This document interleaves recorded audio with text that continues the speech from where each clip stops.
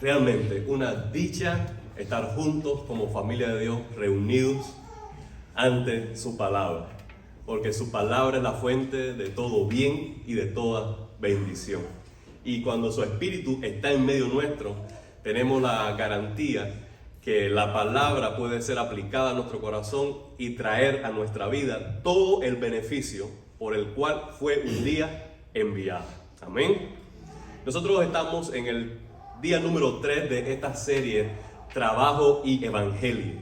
Nuestro versículo clave es Efesios, capítulo 2, versículo 10. Porque somos hechura suya, creados en Cristo Jesús, para buenas obras, las cuales Dios dispuso de antemano a fin de que las pongamos en práctica. En el primer día estuvimos hablando acerca del diseño de Dios para el trabajo, basado en Génesis, cómo Dios trabajó durante 6 días. En su trabajo encontró placer, y en su trabajo Él vio que era bueno que el hombre también imitara su imagen trabajando. Por eso puso al hombre en el huerto y lo puso para que lo labrase, lo cultivase y cuidara de la creación de Dios. Entonces nosotros somos colaboradores de Dios, tenemos un trabajo, y a través de nuestro trabajo Dios obra para bendición de la tierra, para bendición de la gente. Nuestra profesión es una extensión de la obra de Dios, cualquiera que sea tu profesión. Durante el tiempo que estuve manejando como Uber driver, ¿cuántas personas pude ver yo que me agradecían realmente? Dice, se me acaba de romper el carro. Si yo no pudiera tener este servicio de Uber, yo no hubiera podido trabajar ahora, porque ¿cómo resuelvo yo en este momento? Y entonces vemos allí que un servicio tan sencillo como un servicio de Uber puedes estar a disposición de la gente, y ese ¿qué cosa es? Es el trabajo de Dios, que ama a esa persona y ha provisto este servicio. Aún las profesiones, las compañías, las empresas que no son cristianas y que ofrecen un servicio de excelencia, es una extensión del cuidado de Dios, de la gracia de Dios común para todos los hombres. Así que Dios trabajó.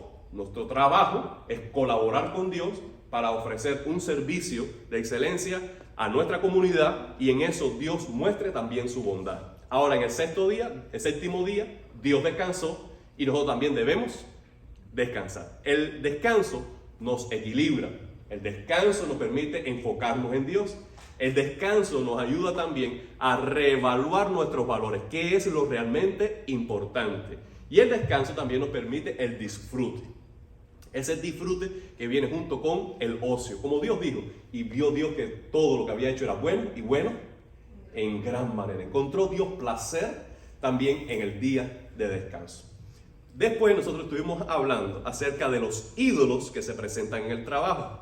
Cuando nosotros tomamos nuestra fuente de identidad por nuestro trabajo, el trabajo se convierte en un ídolo. Cuando tú dices, ¿quién soy yo? Y la respuesta es simplemente tu profesión. Tú estás anexando tu identidad a tu profesión, tu valía, tu valor en la vida está fluyendo de tu trabajo, y esto no es el diseño de Dios para tu vida. Tú eres más que un profesor, tú eres más que un ama de casa, tú eres más que un doctor, tú eres más que un carpintero, eres mucho más que tu profesión.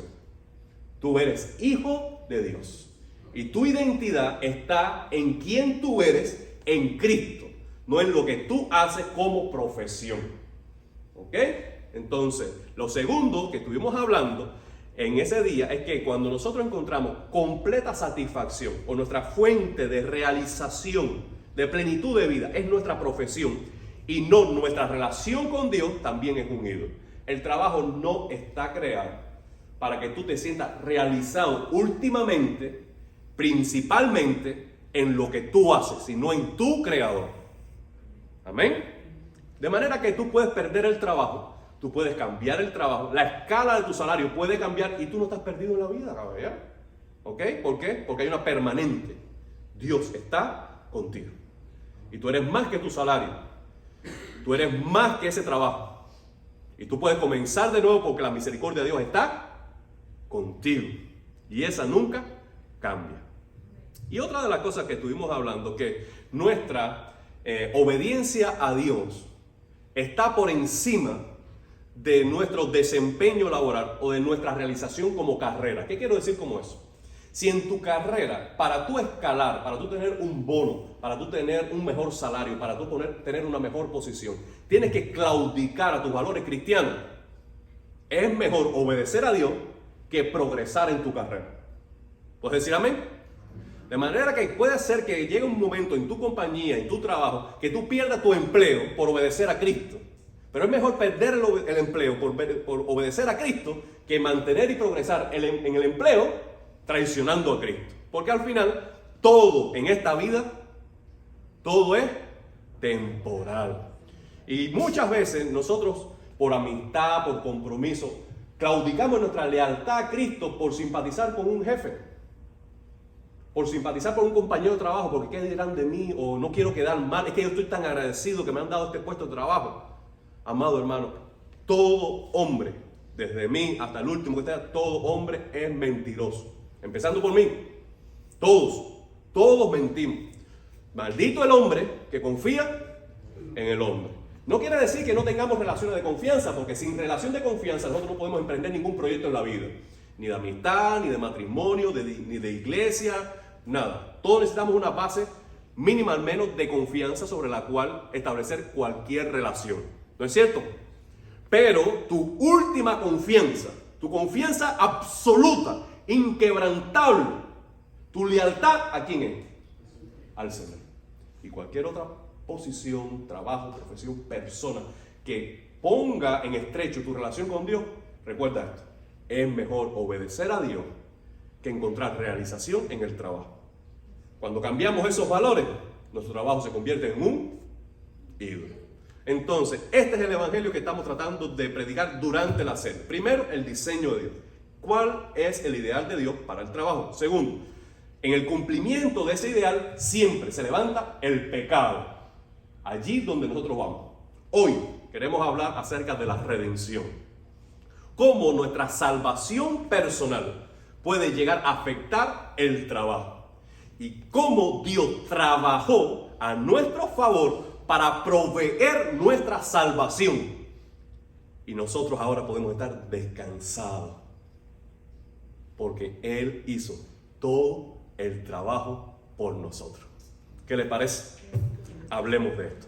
Abramos nuestra Biblia en Hebreos capítulo 4. Hebreos capítulo 4. Y hoy es uno de esos días que yo quisiera que usted no se despegue de su Biblia. Abra la Biblia, busque su Biblia, Hebreos capítulo 4. Y yo voy a ir subrayando algunos versículos. Y en esos versículos encontraremos los principios de vida para hablar de la redención en el trabajo. La primera verdad que tenemos como base y que necesitamos repasar es esta: Dios descansó, Dios reposó. El escritor de Hebreos, quien quiera que haya sido, él dice: las obras suyas, hablando de Dios, estaban acabadas desde la fundación del mundo. Ya ese versículo al cual está él citando, ya lo mencionamos. Dios trabajó 6 días y el séptimo descansó. Allí terminó su creación. Sus obras acabaron allí, en la primera semana. Porque en cierto lugar dijo así del séptimo día, y Dios reposó de todas sus obras en el séptimo día. Dios descansó. Esta es la segunda verdad.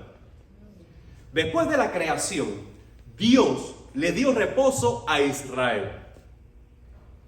Es interesante que ahora en la Biblia, más allá de Génesis capítulo 1 y capítulo 2, Dios sigue hablando de un reposo. En el versículo 16 y 19 del capítulo anterior, del capítulo 3 de Hebreos, dice: y a quien juró Dios que no entrarían en su reposo, sino a aquellos que desobedecieron. Y vemos que no pudieron entrar a causa de su incredulidad. Bueno, esto sí necesita que nosotros nos detengamos un momento. ¿De qué está hablando el escritor de Hebreos? ¿De quiénes está hablando? ¿De qué etapa de la historia de Israel está hablando? Bueno, él está aludiendo a esa etapa en que Dios libera al pueblo de Israel de Egipto y le dice: salgan de Egipto a una tierra prometida, a una tierra que fluye leche y miel, una tierra de reposo, de bendición y de vida plena. Ellos salieron de Egipto, llegaron al monte Sinaí, obtuvieron la ley, el pacto, hicieron un convenio de Dios, con Dios. Dios se prometía ser su Dios y ser fiel a ese pacto de cuidarle, proveerle y guiarle a una nación próspera, mientras ellos tenían que obedecer la ley. Y en capítulos 28 y 29 de Deuteronomio, por ejemplo, vemos allí declaraciones de maldiciones y de bendiciones en consecuencia de la desobediencia o la obediencia a la ley. Ese es el pacto que Dios estableció con Israel. Y ellos iban rumbo a esa tierra prometida. En pocos meses llegarían a poseer esa tierra. Pero estando en la frontera, Moisés y algunos ancianos dijeron: ¿por qué no enviamos espías? Y enviaron 12 espías, un representante por cada tribu de Israel. Y cuando ellos fueron, inspeccionaron la tierra y regresaron con un informe. Y el informe fue el siguiente: a la verdad, la tierra fluye leche y miel, y hay abundancia. Dios dijo la verdad. Pero allí hay gigantes. Pero no cualquier gigante. No que sean personas altas. No. Hay gigantes como que llegan al techo. Y son tan fuertes. Y déjame decirle que nosotros no podemos vencer esos gigantes. Y ahí se levantaron dos jóvenes, llamados uno, Josué, y el otro, que dijeron: Dios está con nosotros. Y si Él ha dicho que esa tierra es para nosotros, en el nombre del Señor la vamos a poseer. Pero el testimonio de 10 influenciaron con incredulidad y con cobardía al resto de la nación. Y Dios se enojó mucho. Y ocurrió esto. Y a quienes juró que no entrarían en su reposo, sino lo que le desobedecieron. Amado hermano, la experiencia del pasado, de la liberación de un imperio tan poderoso como el egipcio, debería influirle a ellos valor, fe, aliento, arrojo, esperanza, entusiasmo, para que ante los nuevos imposibles, ellos dijeron: el Señor que estuvo conmigo en Egipto, el Señor que abrió el mar rojo, el Señor que me sostuvo en el desierto, el Señor que manifestó su presencia como una columna de nube y una columna de fuego, el Señor que me alimentó de codornices, el Señor que brotó agua de la roca, ese Señor está conmigo. Y si Dios está conmigo, ¿quién contra mí? Y en fe de la redención de Egipto, en fe de la providencia en el desierto, en fe, ellos deberían decir: ¿sabes qué? Vamos a conquistar. Pero ellos no lo hicieron. Entonces, en el mismo evento, en la misma asamblea, vino palabra de Dios. Y le digo: ¿sabes qué?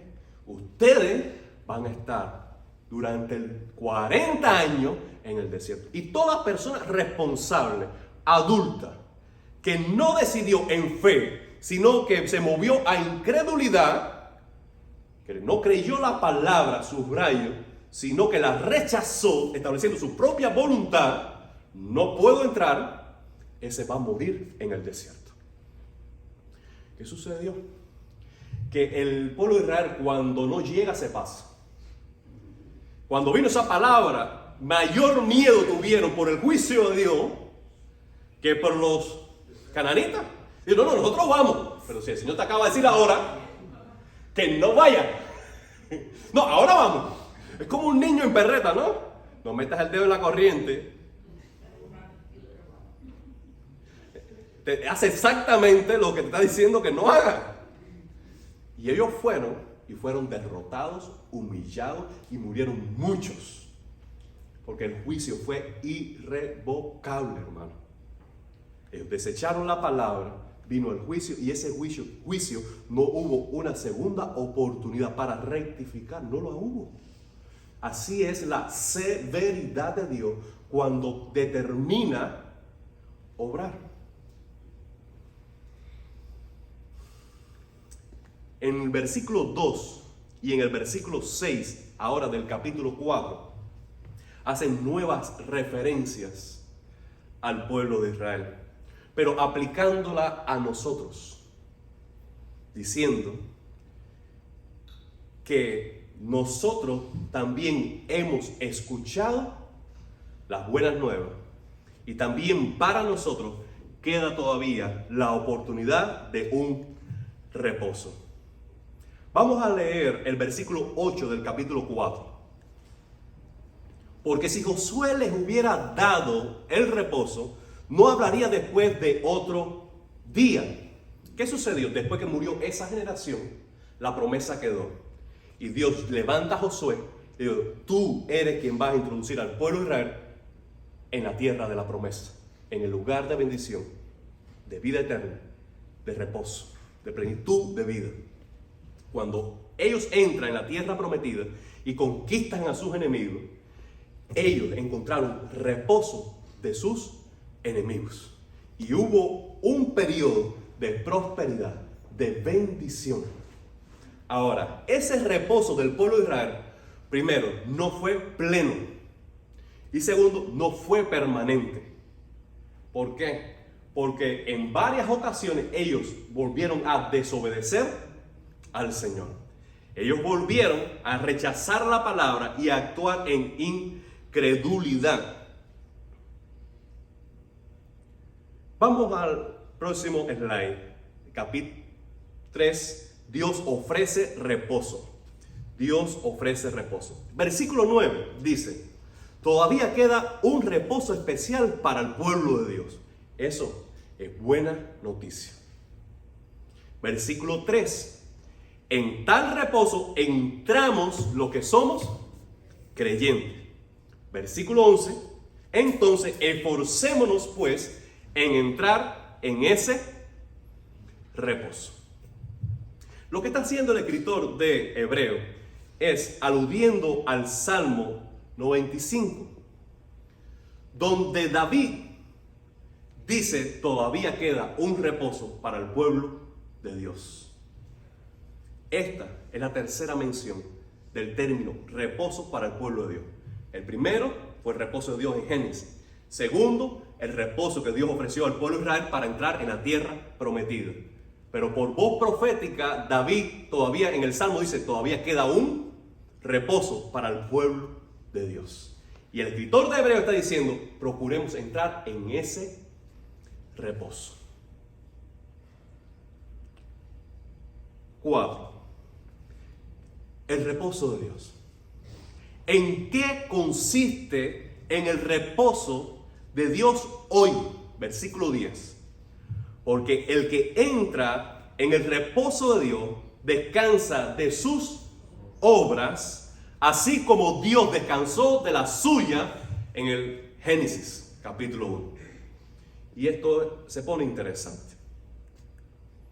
Hoy nosotros estamos llamados a ser pueblo de Dios que entra en su reposo. ¿En qué consiste ese reposo? Yo les voy a decir mi opinión. Primero, pudiera ser en dejar las obras del pecado. ¿Qué quiere decir esto? Como mismo Dios trabajó y reposó, lo primero que tenemos que hacer para entrar en el reposo de Dios es dejar las obras de pecado. Reposar de nuestras obras. Abandonar el pecado. Mientras los miembros de nuestro cuerpo estén enfocados en pecar, en servir a la iniquidad, al mundo, nosotros estamos todavía en la necesidad de escuchar esta voz. Descansa de esas obras. Hazlo ya. Lo segundo que pudiera significar el reposo de Dios es terminar las obras de esta vida. ¿Qué quiere decir esto? Fortalecer nuestra esperanza de que vamos a trabajar, pelear por Cristo, vivir una vida digna del Evangelio mientras duren nuestros días, pero tenemos la esperanza de que un día descansaremos de esta vida y que tendremos vida eterna. Entonces, esforcémonos en tener esa esperanza garantizada. Que por muy dura que nos vaya la vida, por las enfermedades o trabajos que tengamos aquí, tengamos garantizado la seguridad plena que cuando partamos de este mundo, descansaremos de todo eso para entrar en el reposo eterno de Dios. Pero hay algo aún más importante que debemos hablar. Y es lo que nos va a garantizar que ese reposo sea realidad para nosotros. Y es, en tercer lugar, renunciar a las obras como medio de salvación. Y de todo lo que pudiera hablarle hoy en esta tarde, para mí esto es lo más importante que les voy a decir. ¿Están atentos? Este no es el momento para entonces distraerse. Denme al menos 7 minutos de su atención máxima. Debemos renunciar de las obras como medio de la salvación. ¿Por qué podemos hacer eso? ¿Por qué podemos hacer eso? Dice Efesios capítulo 2, versículos 8 y 9. Que por gracia somos salvados por medio de la fe. No por obras, no por nuestro trabajo, para que nadie se gloríe, porque es un don de Dios, es un regalo de Dios. Y yo creo que aquí es donde aparece el mayor tropiezo para el evangelio, en la facilidad de adquirir la salvación como un sencillo regalo. Cuando nosotros hablamos del evangelio en nuestra cultura, todos, absolutamente todos, tienen la noción de que debe conseguir, adquirir, comprar o merecer su salvación. Y el camino para obtenerla varía según la religión. Autonegación personal, sacrificio, promesa, trabajo a favor del prójimo. Puede ser muchos caminos, pero el evangelio es este. Dios regala la salvación. La salvación es completamente gratuita. Gratuita. Dice el versículo 1 al versículo 3. Y es lo quinto que voy a hablar con ustedes. Cómo entrar en este reposo. Dice el versículo del 1 al 3. Porque a nosotros, lo mismo que a ellos, se nos ha anunciado la buena noticia. Pero el mensaje que escucharon no les sirvió de nada, porque no se unieron en la fe. Fíjense que ahora el escritor de Hebreo está haciendo un paralelo entre el mensaje que Dios le dio al pueblo de Israel, que fue: entren en la tierra prometida, y ellos debían creer en esa palabra. Ellos no pudieron entrar finalmente porque se movieron con incredulidad. Ahora dice, a nosotros también nos ha llegado la buena noticia. ¿Cuál es la buena noticia? ¿Cuál es el mensaje? Es el mismo. Entren en el reposo de Dios. Tengan vida eterna. Ahora, buena noticia es la frase para decir el evangelio. ¿Qué cosa es el evangelio? Es el anuncio de lo que Cristo ya hizo por nosotros. El evangelio no es consejo. Un consejo viene a nuestra vida para recomendarnos un curso de acción. Pero no, el evangelio es el anuncio de lo que ya Cristo hizo por nosotros. La salvación se adquiere no por algo que tú tienes que hacer para ser digno de recibirla, sino algo que tú debes creer que ya te está siendo anunciado porque ya está hecho en el pasado a tu favor. Amén. Déjame decirle, yo estudié contabilidad, no soy buen contador, pero tenía una tarea muy feliz, cuando yo trabajé un tiempo en el banco haciendo práctica. Yo iba a las casas a anunciarle que le llegó un dinerito a la gente del extranjero. Y yo llegaba con la carta y decía, aquí tiene una notificación porque le ha llegado un dinero del extranjero.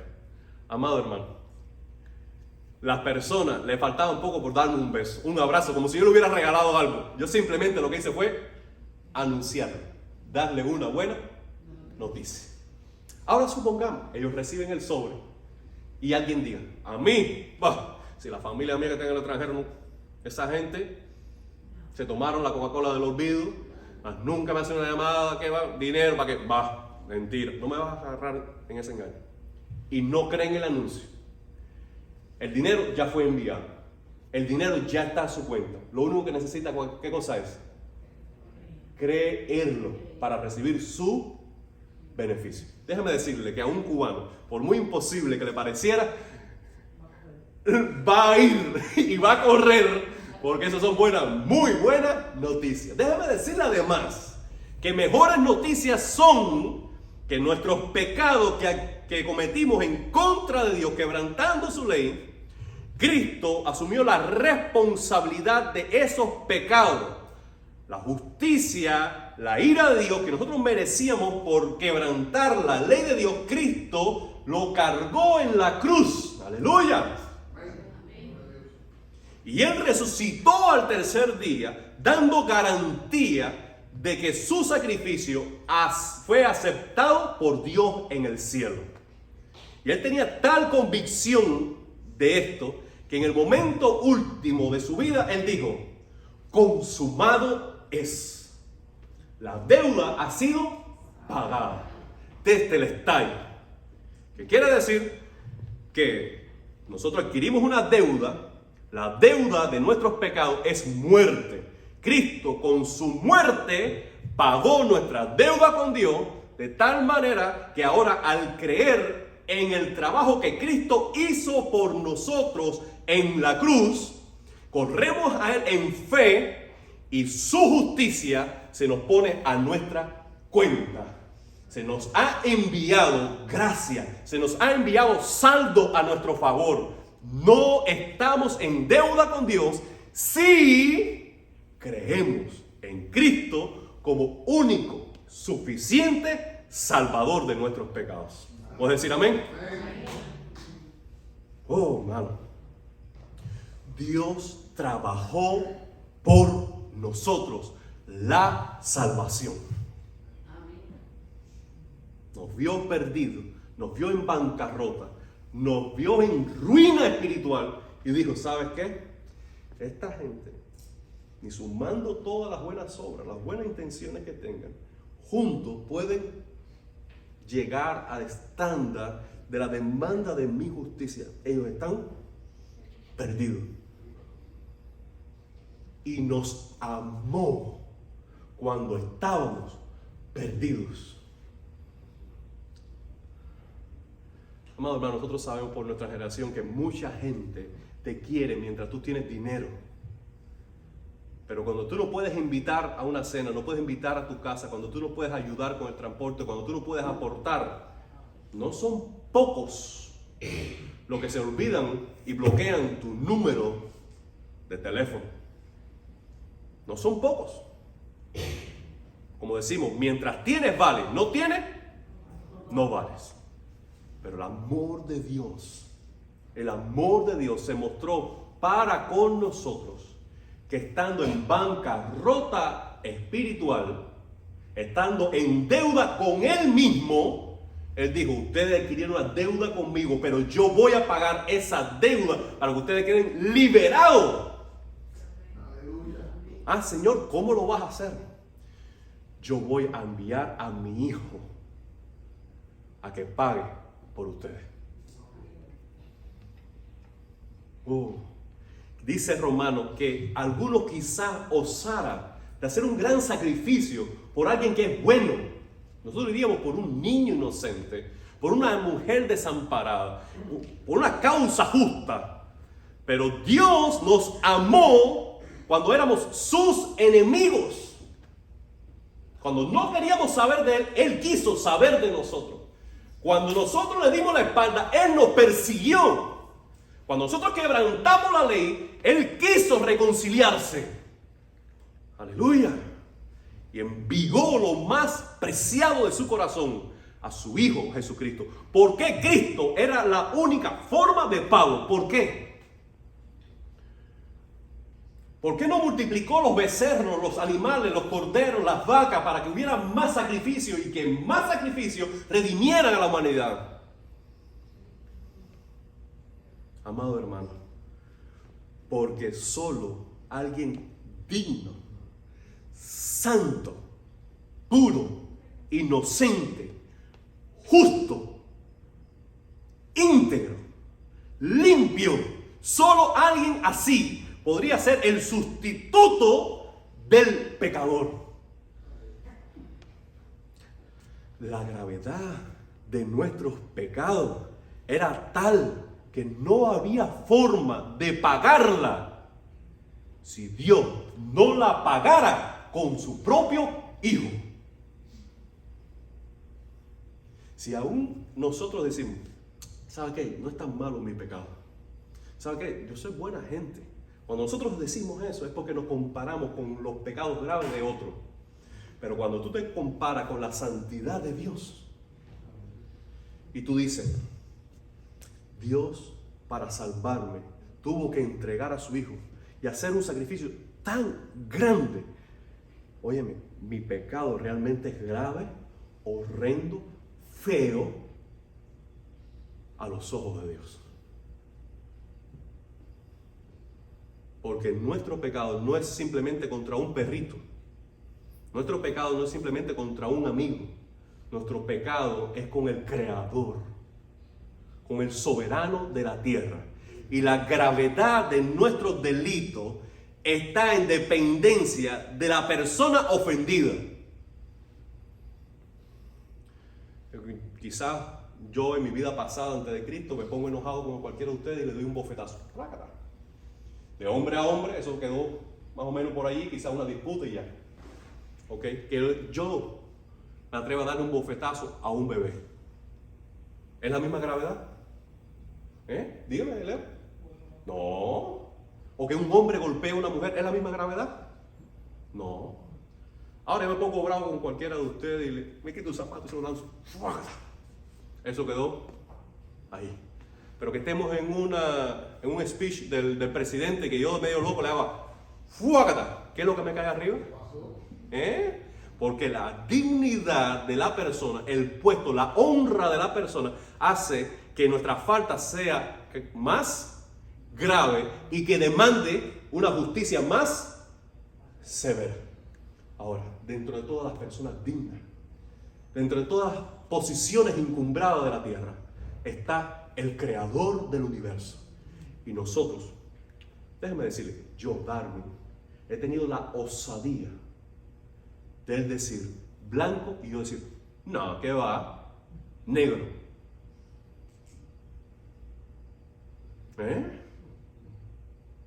Mira, este es el camino que... No. Lo que tú me dices a mí, realmente a mí no me... Por aquí. Amado hermano, el pecado realmente es horrendo. Es grave. Por eso la condena es la muerte. Y déjame decirle que el pecado es tan horrendo a la vista de Dios que con la muerte no nos redimimos. Con la muerte no pagamos. La muerte es la consecuencia de la justicia de Dios sobre nuestros pecados, pero no con la muerte adquirimos salvación. Porque si eso fuera así, cualquiera al morir al otro lado se encontrara con Dios. ¿Por qué? Ya pagué. No. La paga del pecado es muerte, porque está diciendo la consecuencia de nuestros pecados es muerte física y separación eterna de Dios. La muerte física no nos redime. La muerte física, con ella no pagamos nuestra deuda con Dios. Nosotros necesitamos un Salvador. Y ese Salvador tiene solamente un nombre. Es Jesucristo.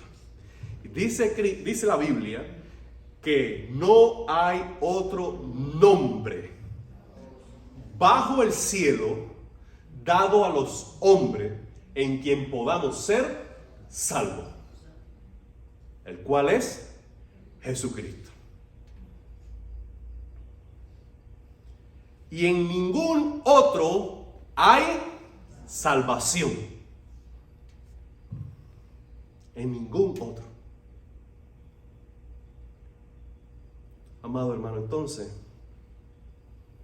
¿qué debemos hacer para entrar en ese reposo? Jesús mismo dice, vengan a mí. Todos ustedes que están cansados, agobiados, y yo le daré descanso. Carguen mi yugo y aprendan de mí, pues yo soy apacible y humilde de corazón, y encontrarán descanso para sus almas. Jesús está diciendo, vengan a mí, ya yo trabajé. ¿Por qué seguir afanado, fatigado, batallando con una vida en pecado, lejos de Dios? Ese trabajo del vivir bajo la condenación de nuestras malas acciones por vivir en desobediencia, no tenemos por qué vivirla. Jesús dice, deja tus pecados, deja esa vida, ven a mí, yo te voy a dar descanso. Ahora, si en otro sentido tú estás esperando el ser lo suficientemente bueno, ir remendando tu vida aquí, arreglando acá, cambiar una palabrita, ser más bueno con la gente, ser más paciente, arreglarte para después presentarte delante de Dios y decir, ¿sabes qué? Ahora puedo ser cristiano. Amado hermano, eso es un trabajo, una fatiga, una lucha que no va a terminar nunca, porque nunca podremos arreglarnos para después presentarnos y obtener aprobación. No va a ocurrir nunca.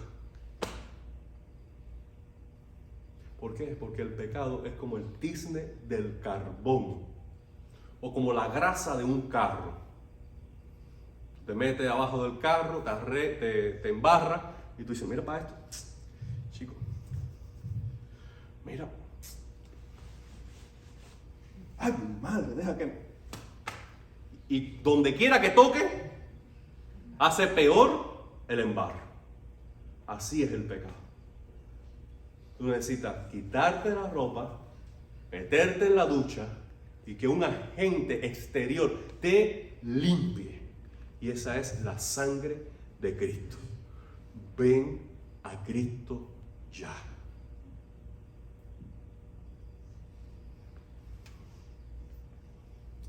Cree en el Evangelio. Cree en las buenas noticias. ¿Qué cosa es creer? Es transferir tu confianza en lo que Cristo hizo en la cruz y al resucitar a tu favor. Transfiere tu confianza a Cristo. No en lo que tú puedes hacer, no en lo que tú puedes lograr, no en tu esfuerzo, en tu trabajo, en tu buena voluntad. No. Transfiere tu confianza a Cristo. Ahora, por favor, dice el versículo 16 del capítulo 4 de Hebreo. Así que acerquémonos confiadamente al trono de la gracia para recibir misericordia y hallar gracia que nos ayude en el momento que más lo necesitemos. Dice la Biblia, en Hebreos también, que está dado a los hombres que mueran una vez. Por favor, presten atención, es de suma importancia lo que estoy diciendo. Está dado a los hombres que mueran una sola vez. Y después de la muerte, ¿qué cosa? Juicio. Es decir, que todos los hombres, mujeres, ancianos, bebés, todos los hombres, un día compareceremos, estaremos presentes ante el tribunal de Cristo. Todos los hombres. La muerte es la puerta ante estar ante el juez de la tierra, el juzgador de nuestra vida. Ese día va a llegar y ese es el día en que más vamos a necesitar gracia y misericordia.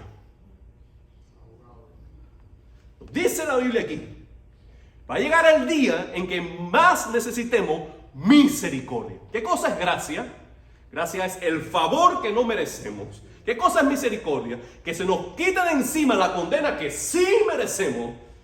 Entonces necesitamos tanto que nos den lo que no merecemos, como que nos quiten de encima lo que sí merecemos, pero no lo queremos.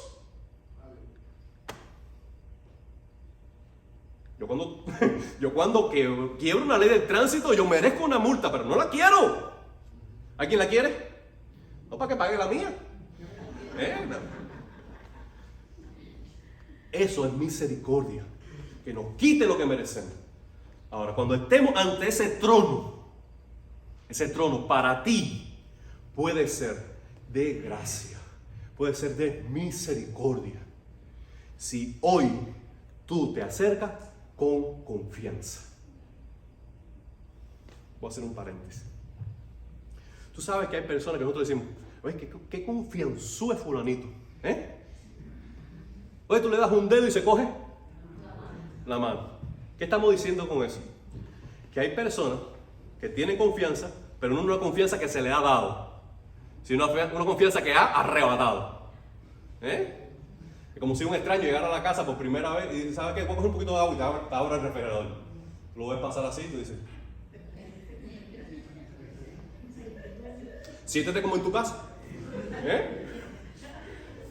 Entonces, la confianza que está diciendo Dios, no es que nosotros lleguemos al cielo y dice, ¿sabes qué? Ya tú sabes, tú pagaste, dale para allá. No. Es una confianza que Él te quiere dar. ¿Y cuál es la confianza que Él te ha dado? Pon la fe en mi Hijo. No una confianza atribuida, sino una confianza delegada en que Cristo puede pagar por ti. Cristo murió por ti si tú crees en Él. Amado hermano, cree en el Evangelio, por favor. Y cree hoy. Hoy llegó tu día. ¿Sabes qué? Hoy es tu día. No fue ayer, no va a ser mañana y no va a ser de aquí a un año. En el nombre del Señor, por la autoridad que me da su palabra y el Evangelio que represento, yo te digo, hoy llegó tu día. Aleluya. Hoy es el día de tu salvación. Tú no lo planificaste, tú no lo agendaste, pero hoy ha llegado la palabra de Dios a ti.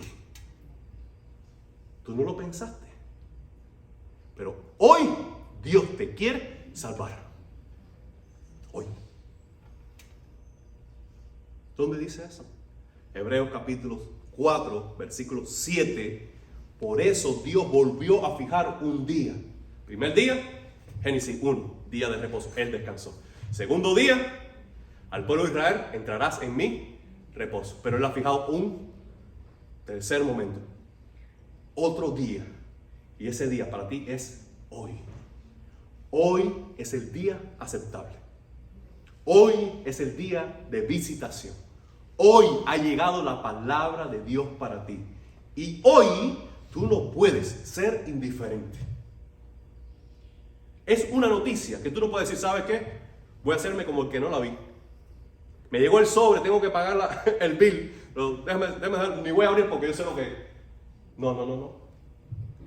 Hoy tú sabes que Dios te está diciendo, estás perdido por tus pecados y necesitas arreglar las cuentas con Dios. Tú no puedes arreglarte tú no puedes pagar tú no puedes mejorarte tú para después presentarte. Eso es imposible. Tú necesitas creer en que Cristo ya pagó por ti, murió por ti, resucitó por ti, y tú tienes que transferir esa confianza a lo que Él ya hizo a tu favor. Y eso necesitas hacerlo hoy. Te voy a decir algunas razones por qué hoy es el día de tu salvación. Primero, porque Dios lo dice. Y Él siempre dice la verdad. Segundo, porque el día de mañana no está en tus manos. Nadie tiene un día para enfermarse. Tengo 52 semanas en el año. Déjame decir a ver cuál. Voy a planificar no enfermarme el día que me voy de vacaciones, por favor. Quizás un lunes para no trabajar la mitad de la semana. Y este es el día que me voy a enfermar. ¿Alguien planifica el día que se enferma? Dígame. Alguien planifica algún imprevisto, como decir, ¿sabe qué? La compañía para la cual trabajo quebró. Oye, no contaron conmigo, quebraron sin mi permiso.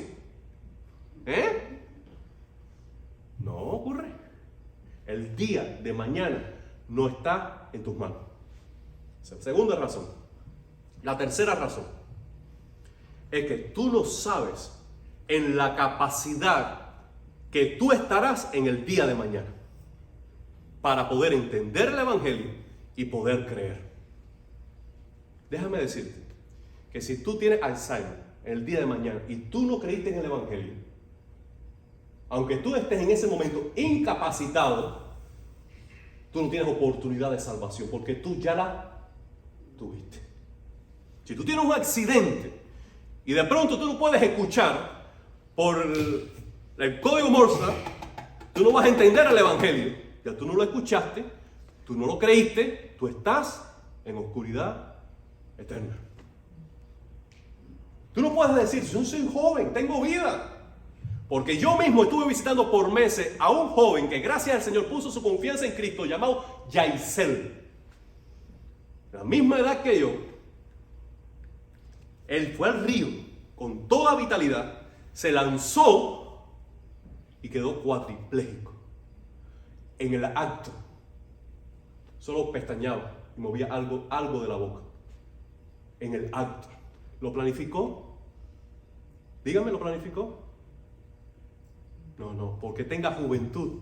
No es que tengas mucho tiempo para pensarlo. Es más que cuando tú piensas en eso, nunca llega el momento.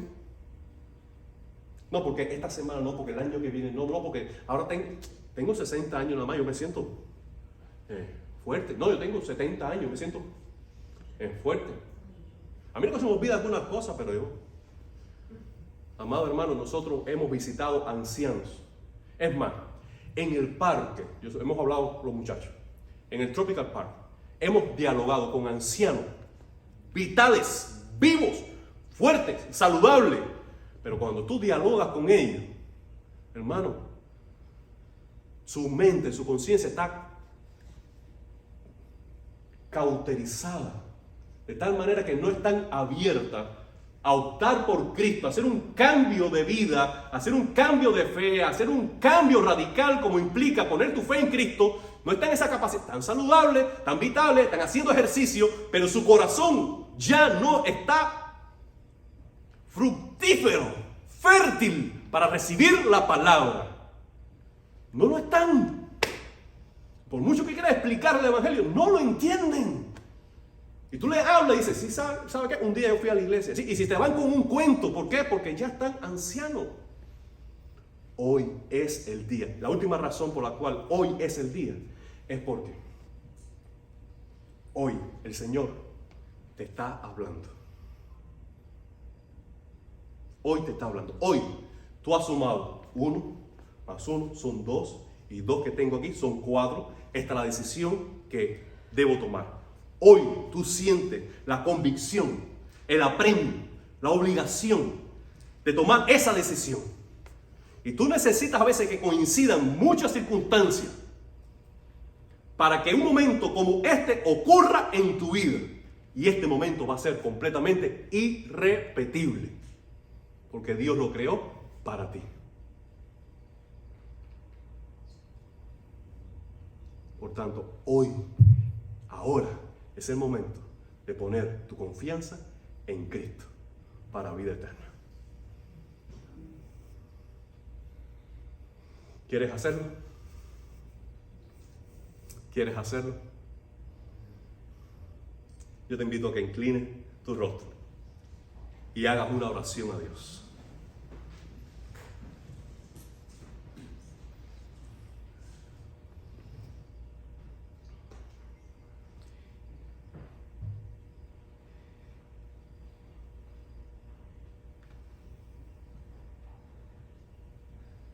Dile a Dios en tus palabras, con las palabras que tú quieras, que reconoce que has quebrantado su ley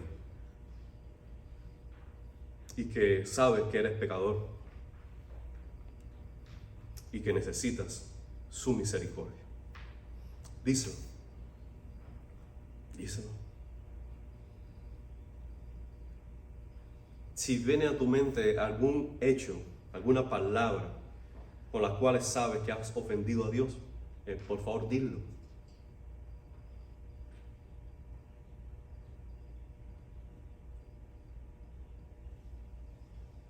Además, confiesa que crees en Jesucristo como el Señor de tu vida y único y suficiente Salvador. Díselo a Dios. Dile: Señor, yo pongo mi confianza en Cristo, renuncio a merecer mi salvación, a trabajar por mi salvación. Yo quiero descansar para creer en lo que Él hizo. Díselo al Señor.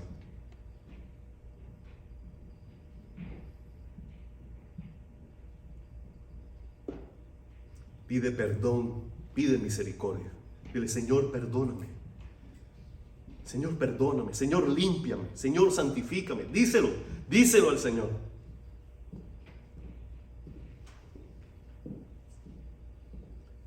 Y ahora dale gracias. Dale gracias. Alábale. Bendice su nombre por todo lo que Él hizo a tu favor. En el nombre de Jesús. Amén.